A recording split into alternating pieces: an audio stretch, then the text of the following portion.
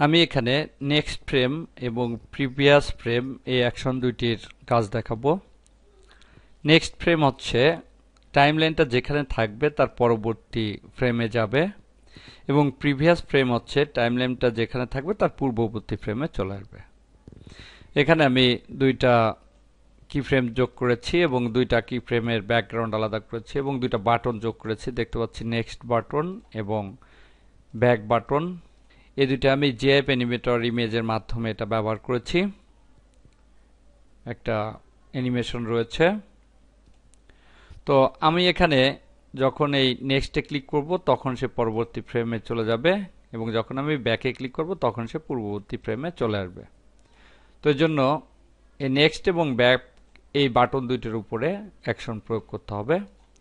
তো আমরা জানি প্রথমেই বাটনকে একটা ইনস্ট্যান্স নেম দিতে হয়, তাই এখানে নেক্সটটাকে একটা ইনস্ট্যান্স নেম দিয়েছি নেক্সট আন্ডারস্কোর বিটিএন, এবং ব্যাকটাকে একটা নাম দিয়েছি ব্যাক আন্ডারস্কোর বিটিএন।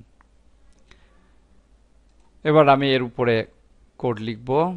প্রথম ফ্রেমে যাই, রাইট বাটন ক্লিক। এখানে দেখতে পাচ্ছি পূর্বে প্লে অ্যাকশনের জন্য যে ভিডিওটা আমি দিয়েছি সেখানে যে কোডগুলো লেখা হয়েছিল এখানে সেই কোডগুলো রয়েছে। এই কোডগুলো সামান্য আমি একটু পরিবর্তন করে দেব। প্রথম পরিবর্তন করে দেব ইনস্ট্যান্স নেম। নেক্সট নামে যে ইনস্ট্যান্সটা তৈরি করেছি এখানে উল্লেখ্য লাইব্রেরিতে যখন থাকে তখন সেটা সিম্বল, এবং সিম্বলকে যখন স্টেজে আনা হয় তখন সেটা হচ্ছে ইনস্ট্যান্স। তো সেই হিসাবে এটা একটা ইনস্ট্যান্স। এই ইনস্ট্যান্সের নাম দিয়েছি নেক্সট আন্ডারস্কোর বিটিএন, সব ছোট হাতের। ঠিক এভাবে আমাকে ওখানে লিখতে হবে। রাইট ক্লিক অ্যাকশন, এখানে লিখতে হবে ইনস্ট্যান্স নেম। আমি এখানে লিখে দেই নেক্সট আন্ডারস্কোর বিটিএন।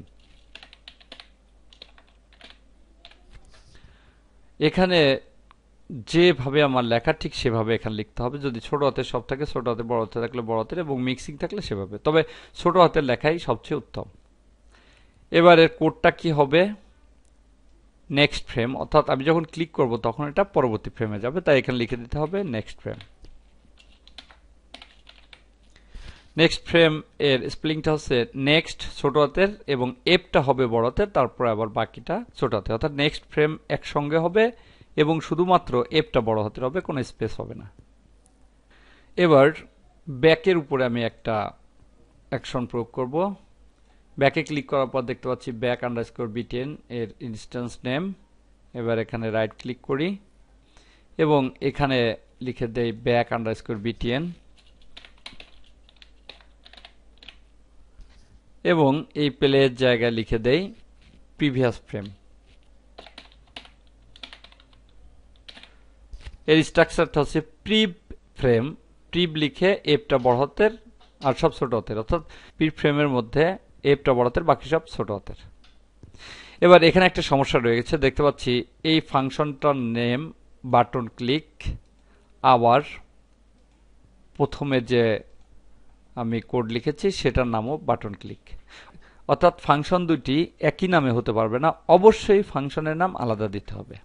সেজন্য আমি প্রথমটার নাম এখানে বাটন ক্লিক দিয়েছি, এটাই থাক, এবং দ্বিতীয়টার নাম দেই বাটন ক্লিক 2। খেয়াল রাখতে হবে কখনো যেন এটা ডুপ্লিকেট না হয়ে যায়। এখানেও 2 দিয়ে দেই, তাহলে এটা চেঞ্জ হয়ে গেল। প্রথমটা বাটন ক্লিক এবং দ্বিতীয়টা বাটন ক্লিক 2। এবং যদি কোনো ভুল পায় তাহলে এখানে, অর্থাৎ কম্পাইলার এররের এই ট্যাবে এখানে নিচে লিখে দেবে যে ভুলটা পাবে। আমি এটাকে টেস্ট মুভি করি। দেখতে পাচ্ছি প্রথম স্ক্রিনটা আসছে। আমি যদি নেক্সটে ক্লিক করি পরের স্ক্রিনে যাবে। দেখতে পাচ্ছি পরের স্ক্রিনে গিয়েছে, আবার ব্যাকে ক্লিক করলে পূর্বের স্ক্রিনে চলে আসবে। এভাবে নেক্সট ফ্রেম এবং প্রিভিয়াস ফ্রেম অ্যাকশন দুটি ব্যবহার করতে হয়।